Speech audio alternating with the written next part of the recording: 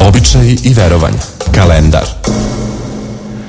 Srpska pravoslavna crkva i njeni vernici danas praznuju Svetog Nikolu ili Nikoljdan. Praznik Svetog Nikole Čudotvorca, arhijepiskopa Miriklijskog, bio je jedinac bogatih roditelja iz grada Patare u Likiji. Po smrti roditelja Nikola sve razdeli siromasima i ništa ne zadrža za sebe. Prisustvovao je prvom vaseljenskom saboru u Nikeji, gde iz velike revnosti u jarosti udari šamar jeretiku Ariju. Zbog toga je isteran sa sabora. Njegova čuda i njegova vera proslavile su ga još za života, pa ga prvo narod, a zatim i crkva proglasi za svetitelja. Upokojio se 19. septembra 343. godine. Ovo je jedna od najčešćih krsnih slava u srpskom narodu. Na njegov dan se sprema žito, mada ima i onih koji veruju da je svetac živ pa to ne čine. U južnoj Srbiji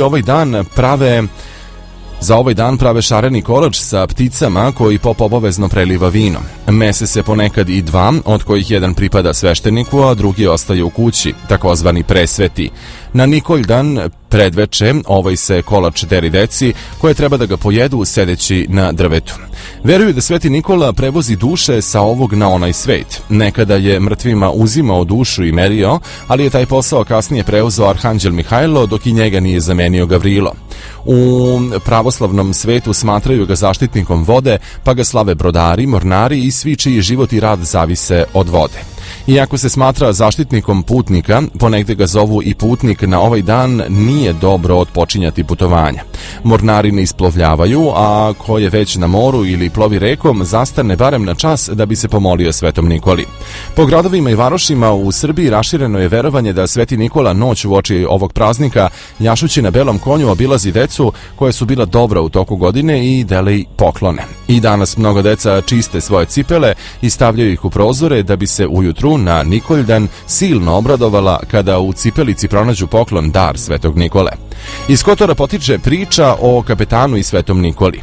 Nekada davno kapetan iz poznate mornarske kuće Vučinića reši i pored svih saveta da to ne čini, da isplovi baš na Nikoljdan. Kako reši, tako i učini, ali samo što su prošli pored ostrva Krfa, napadoše ih arapski gusari, lako savladaše i baciše u okove.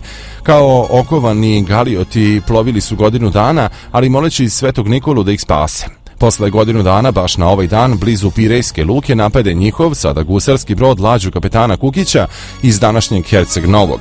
Novljanin Kukić beše hrabar i uz to imade i 50 odvažnih mornara koji posle žestoke bitke savladaše i pobiše gusare. Za sve vreme bitke niko ne primeti starca sa belom bradom koji tu pored njih jahaše nemirnog belog konja.